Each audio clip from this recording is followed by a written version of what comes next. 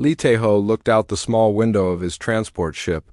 The stars seemed different here, cold and distant.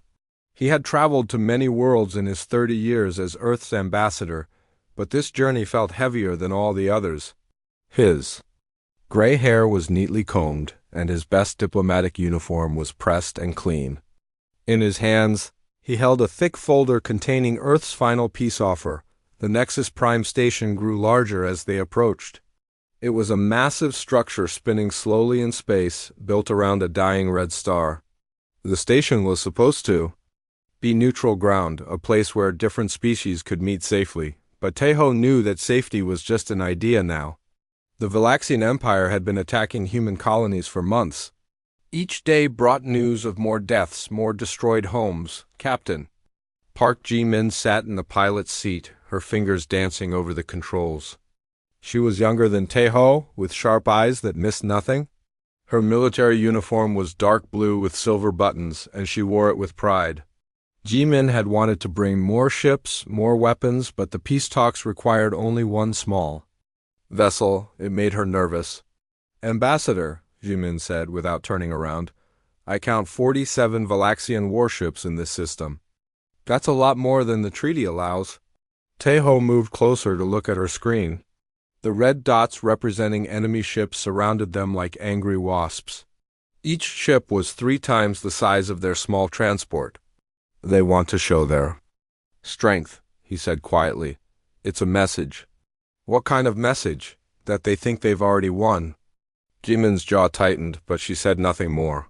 She had learned to trust the ambassador's wisdom over the years. Taeho had prevented wars before with nothing but words and patience. Maybe he could do it again. The docking bay of Nexus Prime was huge and mostly empty. Only a few ships were there. The human transport looked tiny next to the massive Valaxian vessels. Their ships were black and curved like insect shells with sharp points and glowing red lights. They looked built for war, not peace. As they walked through the station's corridors, Taeho noticed how quiet everything was. Usually Nexus Prime was busy with traders and travelers from dozens of worlds. Now it felt like a tomb. The few aliens they saw looked away quickly, afraid to make eye contact. "Sir," said a voice behind them. Taeho turned to see Yoon Hana, his young aide. She was carrying recording equipment and looking worried. The Valaxian delegation arrived 2 hours ago. They brought ... a lot of security. "How many?" Ji-min asked. 50 armed guards, all wearing battle armor." Taeho nodded slowly. This was another message. The Valaxians wanted everyone to know they came for war, not words. But he had to try anyway. Too many lives depended on it. The meeting room was large and round, with a high ceiling. Windows showed the dying star outside, its red light making everything look like it was covered in blood. On one side of a long table sat the human delegation, just Taeho, Ji-min, and Hana. On the other side were 12 Valaxians. Taeho had seen Valaxians before, but they still made him uncomfortable. They were tall, maybe 8 feet, with hard shells covering their bodies like armor. Their heads were shaped like triangles, with large compound eyes that showed no emotion. Their voices sounded like grinding metal when they spoke. The leader was War Marshal Drexstar, the most feared military commander in the Valaxian Empire. His shell was scarred from many battles, and his eyes glowed with a cold light. When he looked at Taeho, it was like a predator studying its prey. "So," Drexstar said, his voice echoing in the quiet room, "the soft shells send us their best beggar." Taeho stood slowly and bowed slightly. "War Marshal, I come with respect and hope for peace between our peoples."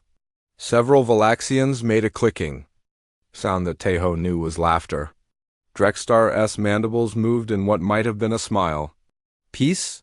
You speak of peace while your kind spreads like a disease across the galaxy." "We only seek homes for our growing population," Taeho replied calmly. "The galaxy is vast. There is room for all of us." "Not in our territory?" Taeho opened his folder and carefully placed papers on the table. "These documents show our proposal. We offer technology sharing, trade agreements, and cultural exchange. We can work together." Drexstar didn't even look at the papers. "We have better technology. We don't need your weak machines or your weak ideas." Then perhaps we can discuss territorial boundaries. We're willing to withdraw from contested systems and establish clear borders. All systems belong to the strong. Humans are not strong. The conversation went on for hours. Tejo presented every idea, every compromise, every possible solution his team had prepared. The Valaxians rejected everything without consideration. They seemed to enjoy watching him try and fail. As the day grew longer, Drextar's demands became clear. The Valaxian Empire wanted complete human surrender. All human military forces would be destroyed. All human colonies would be abandoned. The surviving humans would be moved to special worlds where the Valaxians could watch them. You call them preservation worlds, Tejo said, reading from the Valaxian documents. What would humans do there? Whatever we tell them to do, Drextar replied. Work in mines, grow food. Serve their betters, it's more than your species deserves. Captain. Jimin's hands were clenched into fists under the table. Tejo could feel her anger like heat from a fire, but he kept his voice calm and patient. War Marshal, surely there's another way. Our species have different strengths. Humans are good at science, art, and peaceful cooperation. We could help the Valaxian Empire grow and prosper. We prosper through conquest, not cooperation. But think of what we could learn from each other. Human creativity combined with Valaxian strength could make you useful slaves? Nothing more. The insults continued as the hours passed. Drextar called humans soft shells, vermin, and a mistake of evolution. He said human children should be raised by Valaxians to remove their weakness. He described human art as noise and human science as primitive guesswork. Through it all, Tahoe remained polite and hopeful. He answered every insult with kindness, every threat with an offer of friendship. Hana recorded everything, her young face growing paler with each cruel word. As the artificial day cycle ended, Drextar stood up. His guards moved closer, their weapons clearly visible. Tomorrow, the War Marshal announced, you will sign the surrender documents. Your government will agree to our terms, or we will take what we want by force. And if we refuse? Tejo asked. Quietly, Drextar's compound eyes seemed to glow brighter. Then every human world will burn. Every human ship will be destroyed. Every human life will end. We have done this to other species who refused our generosity. They are dust now, remembered. Only as footnotes in Valaxian history. That night, alone in his small quarters, Tejo sat by the window and looked out at the dying star. He thought about his wife back on Earth, about the grandchildren he might never see again. He thought about the billions of humans living there. Lives, unaware that their ambassador had failed them. He opened a communication channel to Earth, knowing it would be his last report. The signal would take hours to reach home, bouncing through relay stations and past sleeping worlds. This is Ambassador Lee Tae-ho, he said to the camera. I'm afraid the peace talks have not gone as we hoped. The second day of talks began badly and got worse. War Marshal Drextar arrived with even more guards, their weapons now openly displayed. The message was clear, this was not a negotiation anymore. It was a surrender ceremony waiting to happen, Ambassador. Lee Tae-ho sat across from the Valaxian delegation, his hands folded calmly on the table. Despite everything, he still believed in the power of words. Maybe if he could just find the right ones, he could save both species from a terrible war. War Marshal, Tae-ho began. I've spent the night thinking about your concerns. Perhaps we started wrong yesterday. Let me tell you about humanity, about who we really are. Drextar's compound eyes fixed on him with what looked like amusement. Please, Softshell, enlighten us. Tae-ho pulled out a small device and activated it. A hologram appeared above the table, showing images of Earth, green forests, blue oceans, cities full of light and life. This is our home world. We've lived there for thousands of years, learning to work together, to build instead of destroy. The Valaxians made their clicking laugh sound. One of them, a younger warrior, spoke up. Pretty pictures won't save you. These aren't just pictures, Tae-ho replied gently. They're proof of what humans can accomplish when we focus our energy on creation. We've turned deserts into gardens, cured diseases that killed millions, and reached for the stars not to conquer them but to explore them. He changed the hologram to show human colonies. Peaceful settlements where different species lived and worked together. Space stations where human and alien children played in the same parks. Research facilities where scientists from many worlds shared knowledge. We're not warriors by nature, Tahoe continued. We prefer to build bridges, not walls. To heal wounds, not make them. Every human colony has hospitals open to all species. Our trade ships carry medicine and food, not weapons. Drextar leaned forward, his scarred shell gleaming in the red starlight. You speak of weakness as if it were strength. I speak of choice, War Marshal. Humans choose cooperation over conquest because we've learned that everyone benefits when we work together. The galaxy doesn't care about your feelings, Ambassador. The strong rule, the weak serve. This is natural law. Tahoe nodded slowly. You're right that the strong often rule. But what makes someone truly strong? The ability to destroy. Or the ability to create something better than what came before. Meanwhile, back on Earth, Admiral Kim Dong-soo paced in the Strategic Command Center deep beneath the planet's surface. The room was full of screens showing star maps, fleet positions, and communication channels. Officers worked quietly at their stations, but everyone could feel the tension. Any word from Nexus Prime? Kim asked for the 10th time that hour. Intelligence. Officer Choi Min-ji looked up from her screens. Her young face was tight with worry. Ambassador Tahoe sent one message last night. The talks aren't going well. But sir, we're picking up something else. What kind of something? Valaxian fleet movements. They're not just near Nexus Prime anymore.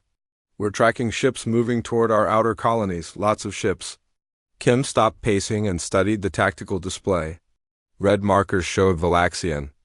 Vessels spreading across space like drops of blood in water. How many? Over 300 warships, sir, maybe more.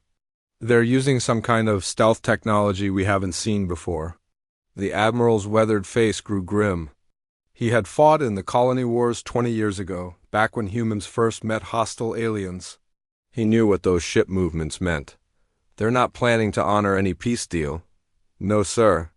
This looks like preparation for a full invasion. Kim activated his communication console and opened a secure channel to President Bae Soo-jin. Her face appeared on the screen, looking tired and older than her 50 years. Admiral, she said without greeting. Tell me you have good news. I'm afraid not, Madam President. The Valaxians are moving their fleets into attack positions. This peace conference is just a distraction while they prepare to hit us. President Bae closed her eyes for a moment. When she opened them again, Kim saw something he had never seen before, the look of a leader who was out of options. How long do we have? She asked. Maybe 48 hours before they reach our furthest colonies. Less if they push their engines. Hard. And our defensive fleets? Scattered across 3 sectors, trying to protect too many worlds with too few ships. If they hit us now, we'll lose half our colonies before we can mount a real defense. Back on Nexus Prime, the peace talks had turned into something uglier. War Marshal Drextar was no longer pretending to listen to Tahoe's proposals. Instead, he seemed to be enjoying the humans' growing desperation. Your species disgusts me, Drextar said, his metal voice echoing in the chamber. You talk of cooperation, but you're really just afraid to fight. You offer friendship to hide your weakness. Captain Park Ji-min started to stand up, her hand moving toward her sidearm. But Tahoe caught her eye and shook his head slightly. Not yet. We're not afraid to fight, Tahoe said quietly. We simply prefer not to. There's a difference. Is there? Then why do you beg for peace when you could demand it? Because demanding peace through force isn't really peace at all. It's just a pause between wars. Another Valaxian warrior spoke up. Your colonies are soft targets. No real defenses, no warrior spirit. Our scouts report that human settlements surrender at the first sign of attack. Young Yoon Hana, who had been quietly recording everything, finally spoke. That's because we value life over territory. Surrender saves lives. The Valaxians erupted in their harsh laughter. See? Drextar clicked. Even their children think like prey animals. Teho felt something cold settle in his stomach. These beings didn't just want to conquer humanity. They wanted to humiliate them, to prove that kindness was weakness and mercy was foolishness. "War Marshal," he said, his voice still steady, "let me tell you something about humans that your scouts might not have reported. Please do, Ambassador. Entertain us." Teho stood up slowly and walked to the window. Outside, the dying star pulsed. With angry red light. Humans are capable of great kindness, yes. We choose cooperation and peace because we believe they make life better for everyone, but... He turned back to face the Valaxian delegation. For the first time since the talks began, his diplomatic smile was gone. But humans are also capable of things that would terrify you. We fought wars that nearly destroyed our own world. We've created weapons that could crack planets. We've developed strategies that would make your military commanders weep with fear. Drextar's eyes narrowed. Empty threats, soft shell. Not threats, War Marshal, history. We choose not to use those abilities because we've learned what they cost. But if you force us to remember what we're capable of, if you push us past the point where peace is possible. Teho walked back to the table and placed both hands on its surface, leaning forward to look directly into Drextar's compound eyes.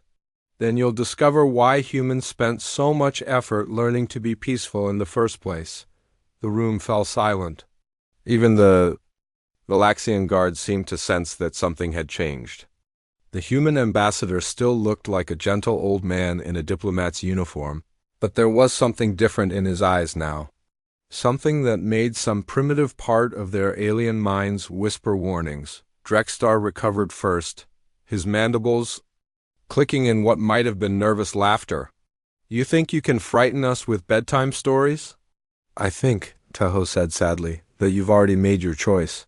This entire conference has been theater, hasn't it? You're already attacking our colonies." The War Marshal's silence was answer enough. Teho straightened up and smoothed his uniform. "Then there's nothing more to discuss. You've rejected every offer of friendship, ignored every attempt at compromise, and chosen war over peace. I'm truly sorry it's come to this." He turned to Ji-Min and Hana. "Pack our things. We're leaving." "Wait," Drextar commanded. "You haven't signed the surrender documents." Teho looked back at him with something that might have been pity. "War Marshal, humans don't surrender to bullies. We tried to save you from yourselves, but you wouldn't let us." As the human delegation prepared to leave, Drextar stood up. His guards raised their weapons. "Perhaps," the War Marshal said, "it's time we taught the galaxy what happens to the species who refuse Valaxian generosity." Ambassador Li Teho walked toward the door of the conference room with dignity, his back straight and his head high. Captain Park Ji-Min stayed close beside him, her hand resting on her weapon. Behind them, Yunhana clutched her recording equipment, her young face pale but determined. "Stop," War Marshal Drextar commanded. His voice carried the authority of someone used to being obeyed without question. Teho paused but didn't turn around. "The talks are over, War Marshal. You've, made your position clear." "I have made nothing clear yet, soft shell. You will learn what clarity means." The Valaxian guards moved to block the exits. Their weapons were now openly pointed at the humans. The clicking sound of safety switches being disengaged echoed in the suddenly quiet room. G-Min tensed, calculating distances and angles. 3 humans against 50 armed Valaxians in a room with no cover. The odds were impossible, but she had faced impossible odds before. Teho turned around slowly, his diplomat's training keeping his face calm even as he recognized the danger. "War Marshal, we came here under a flag of truce." "Diplomatic immunity protects nothing," Drextar interrupted. "There is no immunity for vermin." The War Marshal stepped closer, his 8-foot frame towering over the human ambassador. His compound eyes reflected the red light from the dying star outside, making them look like glowing coals. "You spoke of human capabilities, Ambassador, of terrible weapons and fearsome strategies. But I see only an old man in a fancy uniform, begging for mercy his species doesn't deserve." Teho met his gaze without flinching. I wasn't begging, War Marshal, I was warning. Warning? Drextar's mandibles clicked in amusement. Let me show you what a real warning looks like. He gestured to his guards. Two of them grabbed Yun Hana, tearing the recording equipment from her hands and throwing her to the floor. She cried out as she hit the hard metal surface. Teho started toward her, but more guards blocked his path. The young one will watch, Drextar announced. She will record this moment for your pathetic species to remember, but not with machines. Jimin's hand was on her weapon now, but Taiho caught her eye and shook his head slightly. Not yet. Too many innocents would die. Drextar activated a communication device on his armor. Suddenly, holographic screens appeared around the room, showing dozens of alien faces. Galaxian military commanders, government officials, and civilians all watched with eager anticipation. Citizens of the Empire, Drextar announced, today you will witness the end of human arrogance. More screens flickered to life, these showing human colonies and ships, families in their homes, children playing in parks, workers going about their daily lives, all unaware that they were about to watch their ambassador die. You're broadcasting this? Teho asked, his voice still steady. Despite the horror of understanding, to every world in known space, Drextar confirmed. Let all species see what happens to those who refuse Valaxian rule. On Earth, in the Strategic Command Center, alarms began screaming. Officers rushed to their stations as emergency signals flooded the communication networks. Admiral Kim Dong-soo watched in growing horror as the broadcast began reaching human space. Sir, Intelligence Officer Choi Minji called out. We're receiving a wideband transmission from Nexus Prime. The Valaxians are broadcasting something. To the entire galaxy. Put it on screen. The main display filled with the image of the conference room. Kim saw Ambassador Teho standing surrounded by Valaxian guards, his face calm but his eyes showing the terrible knowledge of what was coming. Get me President Bay, Kim ordered, now. Back on Nexus Prime, Drextar was enjoying his moment of power. He walked around Teho like a predator circling wounded prey. Your species believes in mercy, doesn't it, Ambassador? In showing kindness even to enemies? Yes, Teho replied quietly. We do. How wonderfully naive. Let me demonstrate why mercy is weakness. Drextar drew a curved blade from his armor. The weapon gleamed with a sickly green light, its edge sharp enough to cut through metal. Around the galaxy, billions of beings watched as he raised it high. This is the fate of all who oppose the Valaxian Empire, he announced to his audience. Remember it well. Captain Jimin moved then, her training overriding her ambassador's orders. She drew her sidearm and fired 3 precise shots at Drextar's head. The energy bolts struck his armored skull and bounced off harmlessly. Valaxian war armor was built to withstand much more than a small pistol. Admirable, Drextar said, not even looking at her. But pointless. 2 guards grabbed Jimin and forced her to her knees. She struggled against them, but their grip was like iron. Run, Ambassador, she shouted. Get out of here. But there was nowhere to run. The room was sealed, the guards too many, and the weapons too powerful. Teho looked at his young aide, still on the floor where she had fallen, then at Jimin held helpless by enemy soldiers. Please, he said to Drextar, let them go. Your quarrel is with me. My quarrel is with your entire species, Softshell. They will watch you die, and then they will join you. The war marshal raised his blade again, but this time he didn't bring it down quickly. Instead, he pressed the glowing edge against Teho's shoulder, letting it burn through uniform and flesh slowly. The ambassador's face went white with pain, but he didn't cry out. Scream, Drextar commanded. Let your people hear your fear. Teho gritted his teeth and remained silent. The torture continued for what felt like hours but was probably only minutes. Drextar was an expert at causing pain without allowing his victim to die too quickly. He wanted the galaxy to see human weakness, to watch their representative beg for mercy, but Teho refused to break. Even as the blade cut deeper, even as his blood stained the floor, he kept his dignity. He looked directly into the broadcasting cameras and spoke to his people. I'm sorry, he said, his voice growing weaker but still clear. I'm sorry I couldn't save us from this, but remember, remember who we choose to be. On Earth, President Bae Soo-jin watched the broadcast with tears streaming down her face. Around her, the Global Defense Council sat in stunned silence. They were watching their representative, their friend, their symbol of hope, being slowly murdered for the entertainment of aliens who saw humans as nothing more than amusing prey. Madam President, Admiral Kim said quietly, "We have to do something." "What would you have me do?" she whispered. "Send ships? They're too far away. By the time any rescue force reaches Nexus Prime." She didn't finish the sentence. They all knew it was already too late. The end came suddenly. Drextar grew bored with his victim's refusal to break and decided to finish the show. He grabbed Taeho by the hair and pulled his head back, exposing his throat. "Any last words, Ambassador?" Taeho looked directly into the camera, speaking to humanity across the vast distances of space. His voice was weak, but his words were clear. "We offered you peace. We tried to be better. But if you want to see what humans become when we stop trying to be good, you're about to find out."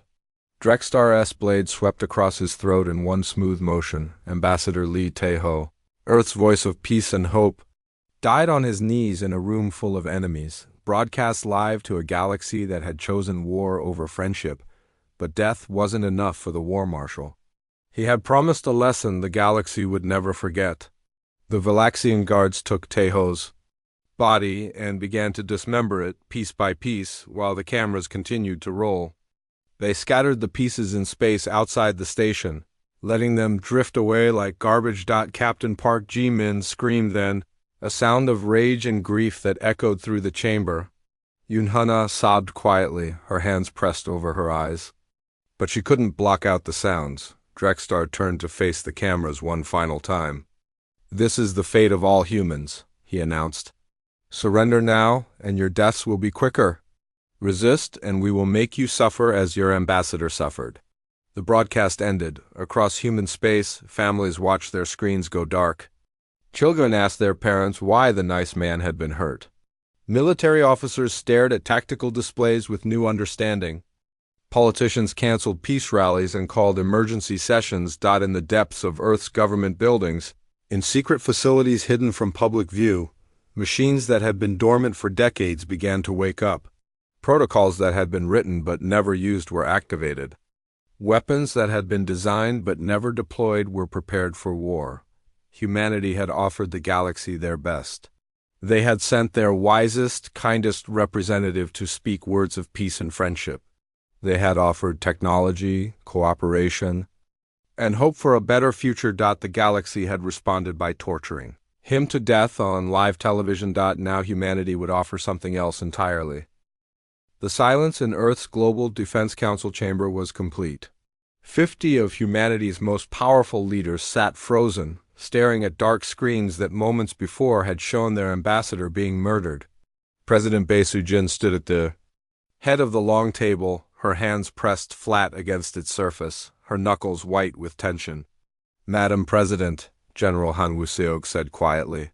His voice carried the weight of 40 years of military service, but now it shook with barely controlled rage.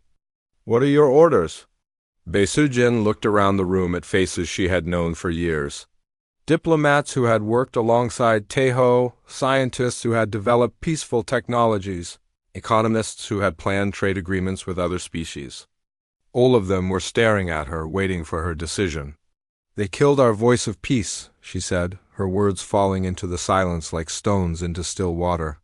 "They tortured him to death and broadcast it to the galaxy as entertainment." She walked to the great window that looked out over Earth's capital city. Lights twinkled peacefully in the growing darkness. Families were having dinner, children were doing homework, people were living normal lives. They didn't know yet that everything had changed. For 60 years, we've chosen diplomacy over war. We've offered friendship to species that saw us as weak. We've shared our technology, our culture, our hope for a better galaxy. Her voice grew harder with each word. And they responded by murdering the best of us on live television. Admiral Kim Dong-soo cleared his throat. Madam President, our defensive fleets are still scattered. The Valaxians will reach our outer colonies. Within hours we need to— No. Baisujin turned back to face the council. Her eyes, usually warm and kind, now burned with cold fire. We're not playing defense anymore. She activated the room's communication system and spoke a single code phrase. Phoenix Protocol is now active. Around the table, several council members gasped. Phoenix Protocol was theoretical, a last resort plan that most of them had hoped would never be used. It meant abandoning every principle of restraint that had guided human expansion into space. Deep beneath Earth's surface. In facilities so secret that most governments didn't know they existed, lights began to flicker on. Computers that had been dormant for decades started processing data. Weapons that had been designed in humanity's darkest imagination began their activation sequences. Dr. Seo Kyung-min received the call while working late in her laboratory. She had been Earth's Director of Advanced Weapons Research for 15 years, but she had spent most of that time developing defensive technologies and peaceful applications of dangerous discoveries. The work she was about to begin would haunt her dreams for the rest of her life. "Doctor," came the voice on her secure communication line, "Phoenix Protocol is active." "You know what that means?" Kyung-min closed her eyes and took a deep breath. "How long do I have?" 72 hours for the first deployment. Everything else as fast as you can manage. Understood. I'll need access to Research Vault 7. Already authorized. Doctor. I'm sorry it's come to this, was she? Research Vault 7 contained humanity's darkest secrets. Weapons so terrible that they had been designed, tested in computer simulations, and then locked away with the hope that they would never be needed. Bioweapons that could destroy entire ecosystems. Nanotechnology that could dismantle matter at the molecular level. Artificial intelligences designed for one purpose: the complete destruction of enemy civilizations across human space. Similar conversations were taking place in asteroid belts where official records showed only mining operations. Massive construction facilities were revealing their true purpose. Ships that had been disguised as cargo haulers were shedding their false hulls to reveal weapon systems that violated every galactic warfare treaty. Captain Lee Seung-ho was sleeping in his quarters aboard what everyone believed was a deep space research vessel when the alert came through. He dressed quickly and made his way to the bridge, where his crew was already at their stations. "Captain," his first officer reported, "we've received Phoenix authorization. All systems are switching to combat configuration." Lee Seung-ho nodded. Grimly, "Begin the transformation." Outside his ship, the peaceful research vessel began to change. Hull plates shifted and revealed hidden weapon ports. Sensor arrays reconfigured themselves into targeting systems. The ship's innocent white paint job dissolved, revealing the dark gray armor beneath. Within an hour, what had looked like a civilian science ship was now clearly a warship designed for one purpose: the complete annihilation of enemy forces. "Commander." Park So-young was in her office reviewing patrol reports when her computer screen flickered and displayed a message she had never seen before: "Report to War Room 7 immediately. Phoenix Protocol active." War Room 7 didn't officially exist. According to public records, that section of the military base was used for storage. So-young made her way through familiar corridors that suddenly led to places she had never been. Doors that had always been locked now opened at her approach. The war room was enormous, filled with holographic displays showing star charts, fleet positions, and tactical scenarios. Officers she had never seen before worked at stations that didn't appear on any organizational chart. "Commander Park," a voice called. She turned to see General Han Woo-seok himself. "You've been selected for Operation Retribution." "Sir, you're going to plan the counterattack. Not to defend our colonies or protect our shipping lanes. To destroy the Valaxian Empire completely." So-young felt her blood turn cold. "Sir, complete destruction of an interstellar civilization would require exactly the kind of strategic thinking you've demonstrated in war games. The Valaxians want to see what humans are capable of when we stop trying to be civilized. You're going to show them." Meanwhile, news of Ambassador Tejo's murder was spreading across human space faster than any official announcement. The Valaxians had broadcast his death to every inhabited world, thinking it would terrorize humanity into submission. Instead, it was having the opposite effect on New Geneva Colony. Farmers put down their tools and walked to recruitment centers. On Kepler Station, scientists abandoned their research to volunteer for military service. On Mars, factory workers began retooling their facilities to produce weapons instead of consumer goods. Young Nam Ji-ho was monitoring alien communications. From his station in Intelligence Command when he noticed something strange, Valaxian fleet commanders were sending congratulatory messages to each other, celebrating their victory over human diplomacy. But some of the messages contained references he didn't understand. "Sir," he called to his supervisor, "I'm seeing unusual activity in Valaxian communications. They're using code phrases I haven't seen before." "What kind of phrases?" "References to soft shell harvest and trophy collection. It sounds like they're planning something beyond just military conquest." His supervisor walked over to look at the data. What they saw made both men feel sick. The Valaxians weren't just planning to defeat humanity. They were planning to hunt humans for sport, to keep the survivors as slaves and playthings. "Get this to Admiral Kim immediately," the supervisor ordered. "He needs to see this." President Bae Soo-jin was preparing for the most important speech of her life when the intelligence report reached her. She read it once, then again, her face growing paler with each word. "They don't just want to conquer us," she said to her advisors. "They want to humiliate us. To make humanity a cautionary tale for the rest of the galaxy." "Madam President," her chief of staff said carefully, "the Phoenix Protocol response may be excessive ... for what is essentially a territorial dispute." "Bae?" Soo-jin looked at him with eyes that had seen too much in the past few hours. "This stopped being a territorial dispute the moment they tortured Ambassador Tejo to death on live television. This became something else entirely when they decided to broadcast human suffering as entertainment." She activated the global communication network, preparing to address not just Earth but every human colony, every ship, every outpost scattered across the galaxy. "Citizens of Earth and all human worlds," she began, her voice carrying to billions of listeners. "Today we witnessed the murder of Ambassador Lee Tejo, a man who dedicated his life to peace between species." The camera showed her face, usually soft and diplomatic, now hard as steel.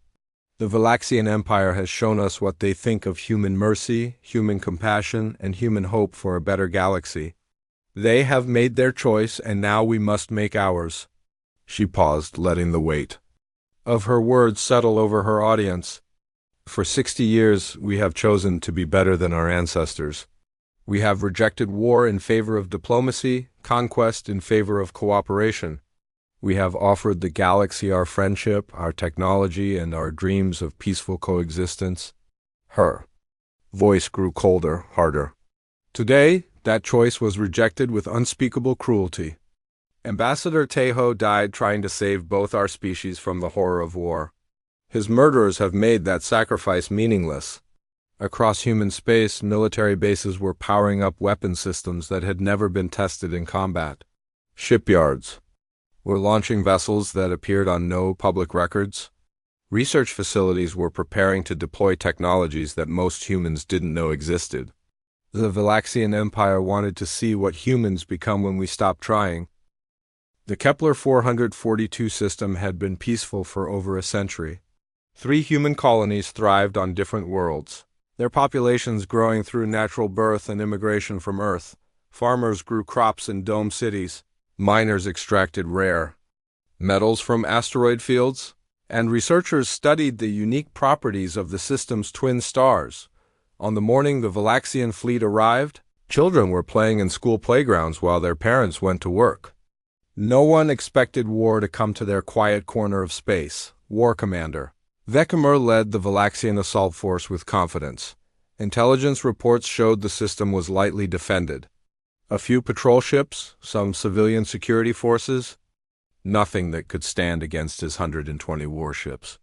This would be an easy victory, a chance to test new weapons on soft human targets. Begin the bombardment of the third planet, he ordered his fleet. Make it slow. Let the humans on the other worlds watch their families die. The Valaxian ships moved into attack formation, their weapons charging with deadly energy. Vekmar activated his recording systems. The Empire would want to see this victory, especially after the successful elimination of the human ambassador, but as his ships approached the outer planets, something impossible appeared on their sensors. "Commander," his tactical officer reported, voice tight with confusion, "we're detecting human vessels approaching from the edge of the system." "How many?" 50. No, wait, 70. The numbers keep changing, sir. Our sensors can't get a clear reading. Vekmar studied his displays with growing unease. The approaching ships looked different from any human vessels he had seen before. They were larger, darker, and they moved with a coordination that seemed almost unnatural. "Open communication channels," he ordered. "Let's hear them beg for mercy." But when the channel opened, no begging came through. Instead, a calm human voice spoke in perfect Valaxian. "Valaxian fleet? This is Captain Lee Sung-ho of the Earth vessel Retribution's Dawn. You have entered human space with hostile intent. You have 60 seconds to withdraw." Vekmar's mandibles clicked in amusement. "Human vessel, you are outnumbered more than 2 to 1. Surrender now and your deaths will be quick." "You misunderstand," Lee Sung-ho replied. "I'm not offering you a chance to surrender. I'm giving you a chance to run." "Ridiculous. We are Valaxian warriors. We do not run from soft shells." "Then you'll die here. Your choice." The human ships were close enough now for visual contact. Vekmar stared at his screens in growing disbelief. The human vessels were arranging themselves in a pattern, their positions forming shapes that looked almost like writing. "Sir," his communications officer called out, "the humans are positioning their ships to spell something in our language." "What does it say?" The officer's voice was barely a whisper. "It says Teho." That was the name of their ambassador. A chill ran through Vekmar's armored body. These humans weren't running scared or begging for mercy. They were making a statement. "All ships," he commanded. "Open fire immediately. Destroy them all." The Valaxian fleet unleashed everything they had. Energy beams, plasma torpedoes, and kinetic shells filled space with deadly light. Any normal fleet would have been obliterated in seconds, but these human ships moved like nothing Vekmar had ever seen. They flowed around incoming fire like water, their hulls shimmering with energy shields that seemed to absorb and redirect attacks. When they returned fire, their weapons were unlike anything in Valaxian experience. The first human ship to fire launched what looked like a simple missile, but when it struck a Valaxian cruiser, the enemy vessel simply came apart. Not exploded, not burned, it disintegrated into its component atoms, spreading in an expanding cloud of particles. "What was that?" Vekmar screamed. His science officer checked his instruments with shaking hands. "Sir, the weapon appears to break down molecular bonds. It's turning matter back into basic elements." More human weapons fired. Each shot was precisely aimed. Each hit completely destroyed its target. Valaxian ships that had survived dozens of battles were reduced to clouds of dust in seconds, but it wasn't just the weapons that terrified the Valaxian fleet. It was how the humans fought. Their ships moved as if controlled by a single mind, perfectly coordinated, anticipating enemy actions before they happened. When Valaxian ships tried to retreat, human vessels were already in position to block their escape. Commander Park So-young, aboard the tactical command ship, watched the battle unfold exactly as her simulations had predicted. Every Valaxian movement, every desperate maneuver had been anticipated and countered before the battle even began. "Captain Lee," she said over the communication channel, "execute pattern 7. The human fleet shifted formation again. Now they moved in a spiral pattern, each ship's weapons firing in perfect sequence.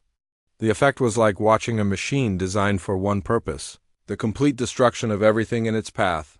Vekmar's flagship shuddered as human weapons struck its shields. The barriers that had protected Valaxian ships for centuries were failing under this new assault.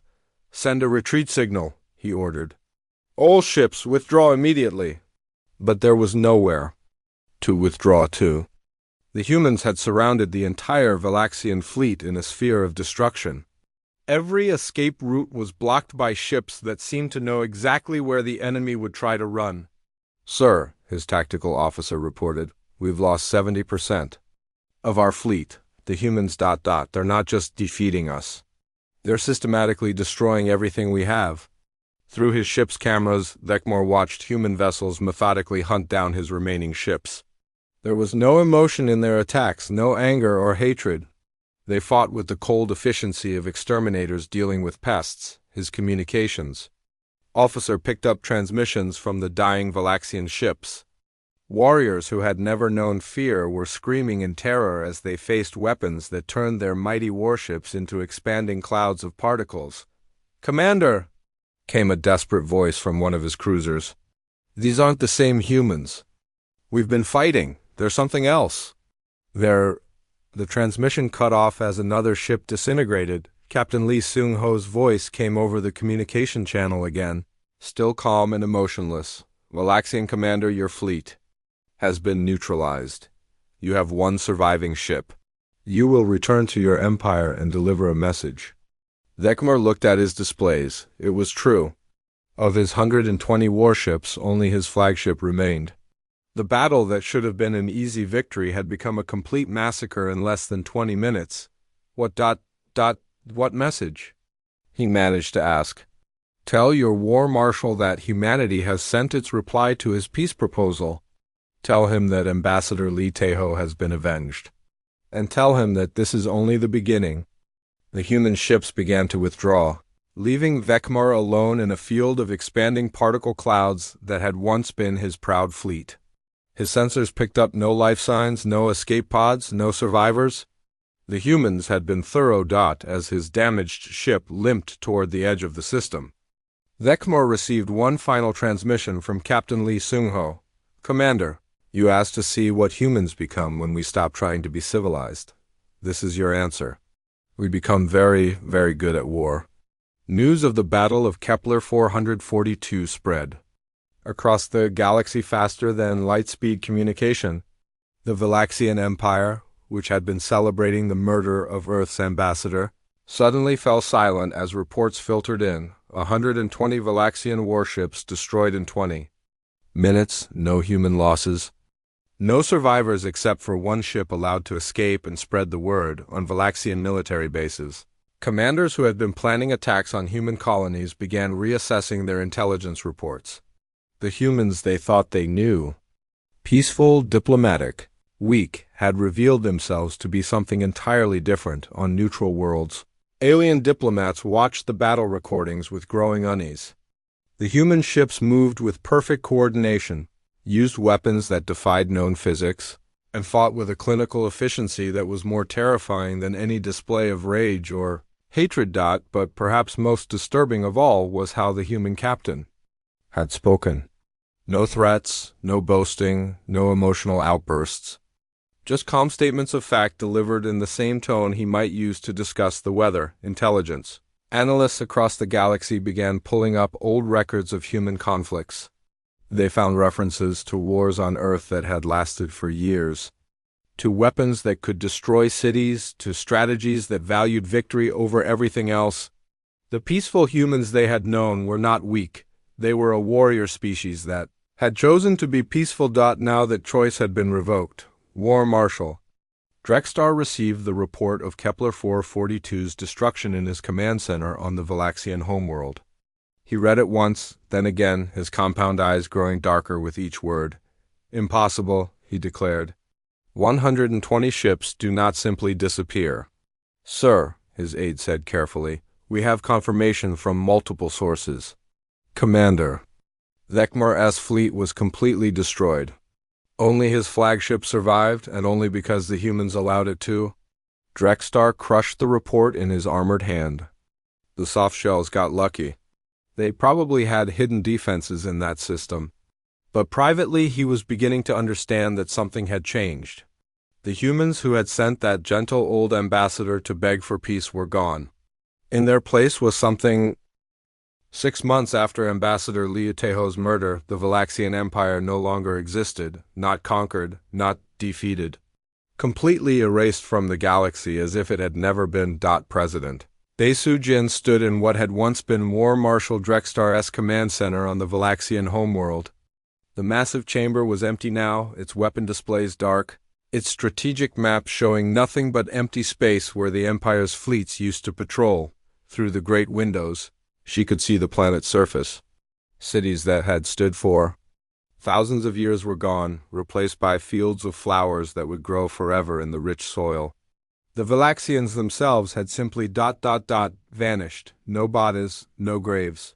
No trace that they had ever existed except for empty buildings slowly being reclaimed by nature. "It's beautiful," said Admiral Park Ji-min, who had survived her captivity at Nexus Prime to become humanity's new military commander. "Peaceful." "Yes," Bae Jin replied softly. That was the point. The human nanite weapons had been precise, beyond anything previously imagined.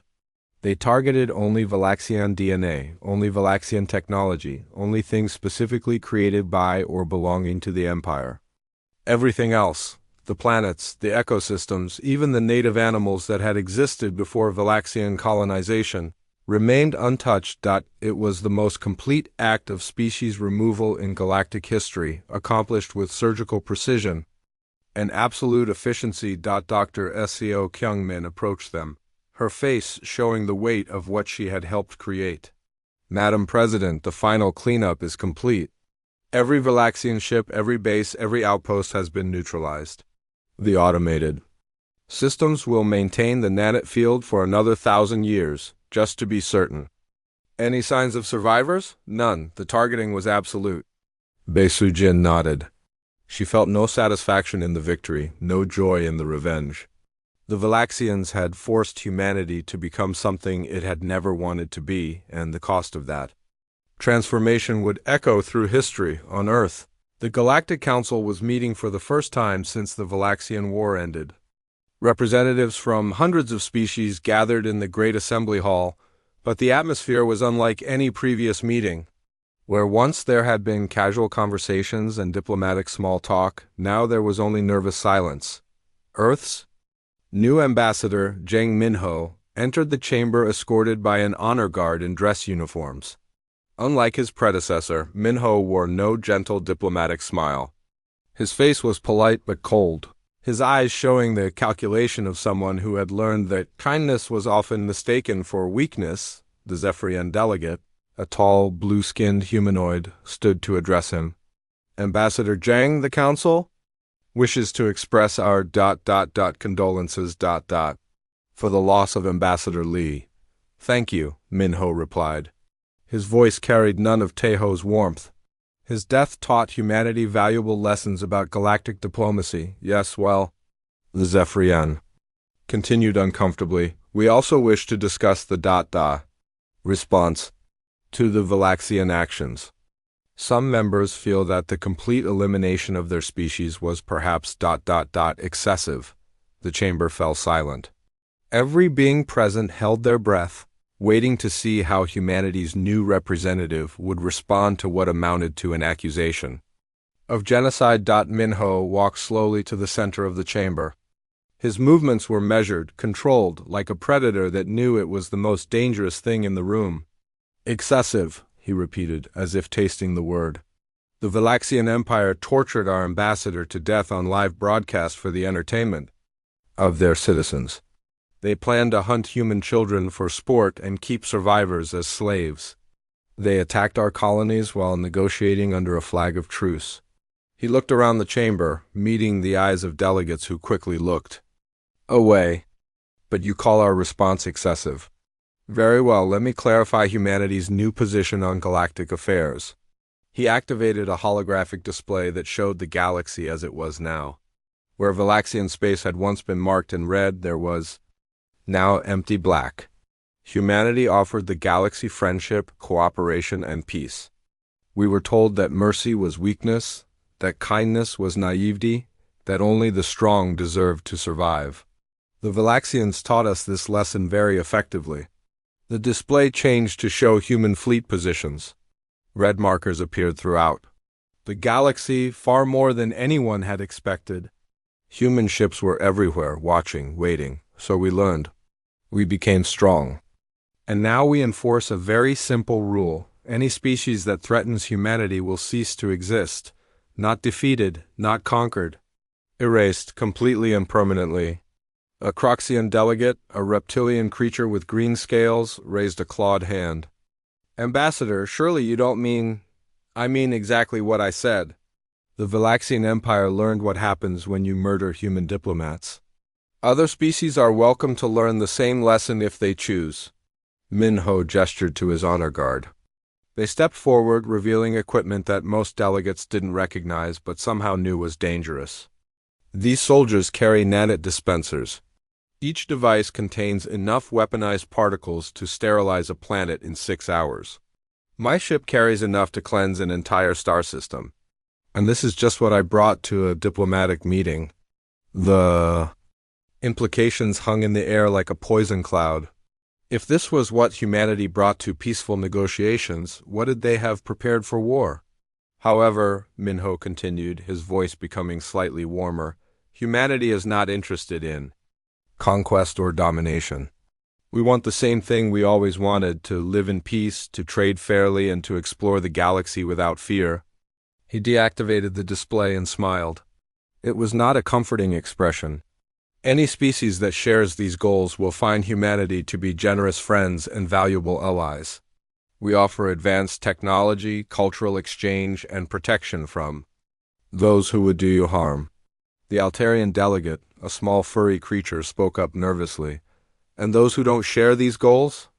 Asked the Valaxians. The silence that followed was deafening. Later, in private meetings, the real negotiations began. Species after species approached the human delegation with offers of friendship, trade agreements, and mutual defense pacts. The same aliens who had ignored human diplomatic overtures for decades now competed for Earth's attention. The hegemony of Krell, which had been planning to invade human space, instead offered to share their advanced shield technology. The Zephyrian Republic proposed joint research projects. Even the proud Altarian Confederacy requested permission to establish embassies on human worlds. Captain Lee Seung-ho, now promoted to admiral, oversaw the deployment of humanity's new peacekeeping fleets. His ships patrolled former Valaxian space, ensuring that no one tried to claim the empty systems. Each vessel carried a memorial plaque dedicated to Ambassador Taeho, and broadcast his final peace proposal on continuous loop. Remember what we offered? The recorded message said to anyone who cared to listen. Remember what we tried to be. And remember what we became when you rejected our friendship. On Earth, children learned new history lessons. They studied the life of Lee Taeho, the diplomat who had died trying to save 2 species from war. They learned about the choice their species had made when diplomacy failed. They learned that sometimes being good required being very, very dangerous. Commander Park So-young, now head of strategic planning, worked with her team to ensure that humanity never again faced extinction. Hidden bases were constructed in empty systems. Weapons that made the Valaxian war arsenal look primitive were developed and stored. Artificial intelligences designed for warfare were created and kept dormant, waiting for the day they might be needed. But most importantly, humanity kept its promise to be a good friend to those who chose friendship. Human medical ships arrived at plague-stricken worlds within days of distress calls. Human engineers helped rebuild cities destroyed by natural disasters. Human teachers shared knowledge freely with species that had previously hoarded their discoveries. The galaxy learned that humanity had 2 faces, one of incredible kindness for friends, and one of absolute destruction for enemies. 5 years after the Valaxian War, a new species made contact with the galactic community. The Nexari were aggressive, warlike, and immediately began making threats against inferior civilizations. They captured a human merchant ship and tortured its crew to death, broadcasting the execution as a demonstration of their superiority. The Nexari Empire lasted exactly 3 days after that. Broadcast. No one mourned their passing. President Bae Sujin, now in her second term, gave a speech on the anniversary of Ambassador Tejo's death. She stood before his memorial on Earth, a simple stone marker in a garden full of flowers from every world he had visited. Tejo believed that all thinking beings could learn to live together in peace, she said to the gathered crowd and the cameras that would carry her words across the galaxy. He died because others saw that belief as weakness. She placed a single white flower at the base of the memorial. We proved them wrong. Not by abandoning his dream, but by making it the only option. The galaxy is at peace now.